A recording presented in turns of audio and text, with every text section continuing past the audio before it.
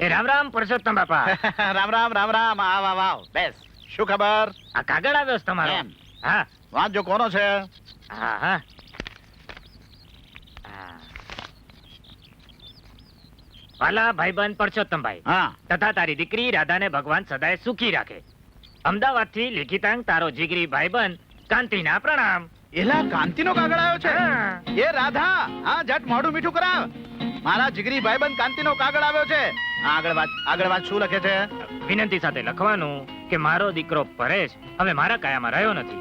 રાતનું રખડવું, કામ ધંધો કરવો નહીં, આખો દિવસ સિગરેટો ફૂંકવી, એની આ હરકતોથી કંટાળી ગયો છું. તો તું જ આમાંથી રસ્તો કાઢ. અરે એમાં રસ્તો શું કાઢવાનો? મોકલી આપે અહીંયા. સીધો દોર કરી નાખું. થોડા દિવસમાં જો મિયાની મીંદડી ન કરી નાખું ને તો મારું નામ પરસોત્તમ નહીં. હા. લે. ના ના તમારા ન લેવાય. ભલે ત્યારે બચ્યા મારા. બાપુ હા. લો આ મીઠું મોડું કરાવવા ગોળ. મીઠું મોઢું તો ઓલા કાંતિના દીકરાને જ્યારે સીધો દોર કરીશ ને ત્યારે જ કરીશ. હા, જોતો જોતો કેવો વાંદરા જેવો લાગે છે. છે ને અસલ વાંદરા જેવો.